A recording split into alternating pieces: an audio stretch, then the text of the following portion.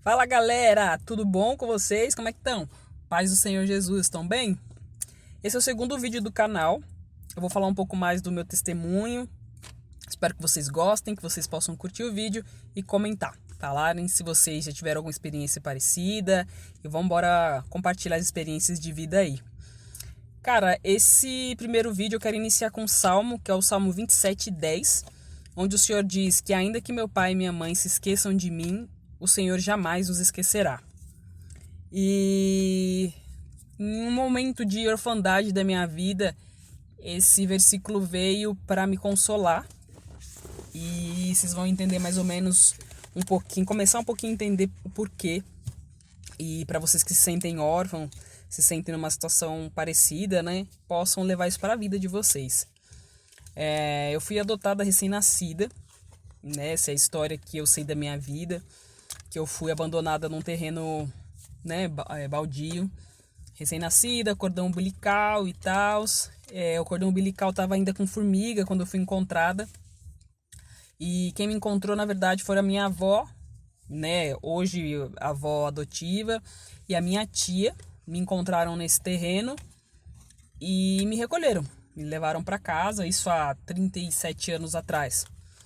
A minha mãe adotiva, né, já tinha uns 3 anos que tinha perdido uma bebê, estava procurando adotar uma criança. Ela já tinha 2 filhos, né, com meu pai, que são os meus irmãos mais velhos. Eu tenho uma irmã e um irmão. E aí no terceiro filho, a criança chegou a nascer e faleceu segundos depois. Tinha um problema grave de coração e acabou não resistindo. E minha mãe desistiu de ter um bebê de forma natural e resolveu adotar. Então a mãe da minha mãe, né, que é minha avó adotiva, encontrou. E aí, né, minha mãe deu todo o processo de entrada para me adotar, delegacia, conselho tutelar, toda essa coisa. E foi o meu primeiro momento de orfandade na vida, mas também foi o primeiro momento, óbvio que inconscientemente, né, que eu sei que Deus tinha um plano muito especial para mim ali. Porque eu recém-nascida num terreno, eu poderia ter morrido de frio, eu poderia ter morrido de fome, enfim, uma série de coisas. E ali, aquele versículo começou a fazer todo sentido para mim, né, digamos assim. E um dia o Espírito Santo falou isso comigo de uma forma muito clara, assim, né? Tem coisas da minha vida que os meus pais adotivos e os pais de sangue não sabem, né? Eu também não sabia, mas o Senhor sabe, né? Que foi esse período, que eu não sei quanto período eu fiquei nesse lugar, ninguém sabe. Minha mãe de sangue nunca foi localizada, mas Deus sabe. E ali Deus me guardou, né? Então, só um adendo para você que acha que você já ouviu os pais dizendo: eu não te quis, eu não te planejei, você é uma gravidez, sabe, indesejada, é um filho indesejado. Cara, não importa o que você tenha ouvido e que tenha te machucado, né? Não importa. Se você veio ao mundo é com permissão de Deus e Deus quis. Às vezes porque você se assumiu homossexual, transexual, uma infinidade de coisas que é a sua característica, que é você, a pessoa que Deus te criou para ser. E às vezes você escuta as coisas de pessoas que você mais ama. Seu pai, sua mãe, seu irmão, enfim, pessoas que você ama e acabam te machucando. E essa palavra é para te curar a sua história de vida, assim como a minha foi sustentada, né, até hoje, até o momento que Deus me revelou essa palavra e me confortou, né? Eu nunca tive nenhuma revolta, sempre minha mãe cresceu me contando a verdade. Isso serve também para quem descobre, porque eu vi muitos relatos, acompanho muitas pessoas que foram adotadas, e só souberam depois na vida adulta, criaram uma revolta com os pais, foram pro mundo das drogas, uma série de coisas, cara.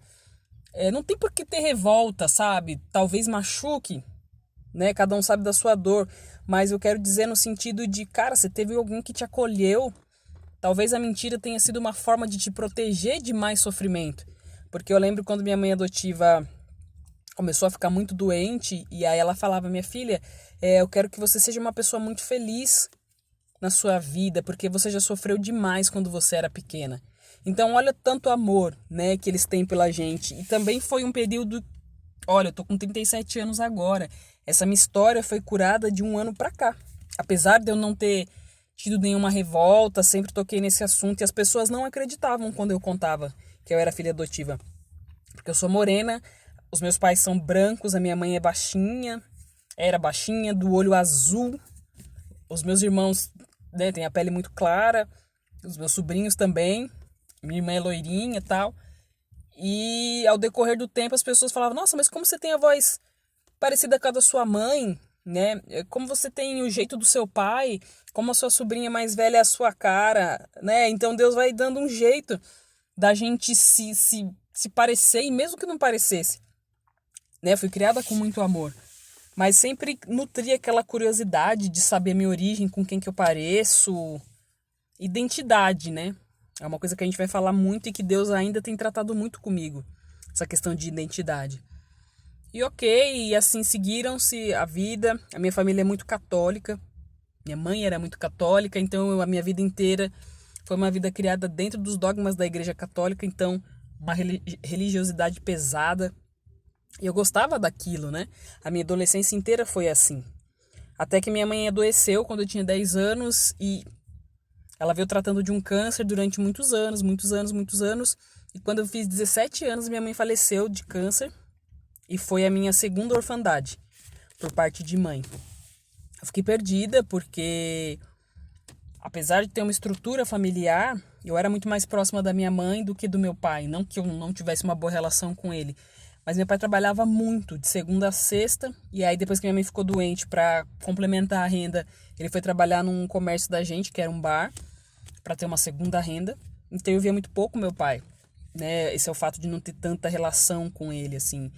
E quando minha mãe ficou no hospital, eu que ficava com ela, né? Então foi muito sofrido, minha mãe faleceu na minha frente.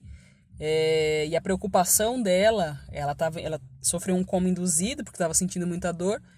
E aí a gente foi visitá-la e ela despertou desse coma. Era despedida, a gente não sabia, mas era despedida dela. Veio uma amiga de longa data dela e nós estávamos todos ali. Estava marcada para as 11 horas um padre vir fazer uma oração por ela, porque ela já estava entubada. O médico falou que ela não ia ficar muito tempo nessa situação. E eu acredito que isso tenha sido um presente também de Deus para minha mãe. Porque apesar de tudo isso, minha mãe sempre teve muita fé, muita alegria de viver. E aí ela pediu para Deus que quando ela ficasse nesse estágio totalmente dependente, de cuidados médicos, de higiene, que Deus não deixasse que ela sofresse. Então, do coma da minha mãe até o falecimento foram uma semana, né? Então, graças a Deus foi muito rápido, ela não sofreu tanto nesse estágio. E eu dou glória a Deus por isso, né? E aí eu me vi sem chão, perdida, com 17 anos, que é uma fase que você precisa de uma orientação. Meu pai continuou trabalhando mais 2 anos, eu fiquei em casa, me vi dona de casa, porque minha irmã tinha casado já tinha uma filha pequenininha, de 2 anos na época, que é minha sobrinha mais velha. E fiquei com meu pai e com meu irmão e eu, comecei a ser a dona da casa, assim, no sentido de ter que lavar, passar e cozinhar. Já tinha terminado os meus estudos e me vi dona de casa. Foram 2 anos bem intensos.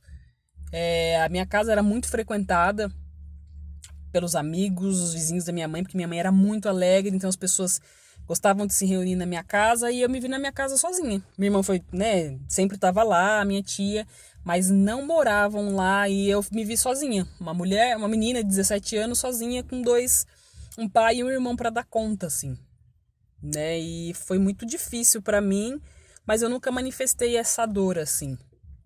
Era eu e Deus. Ali Deus já manifestava alguns sonhos.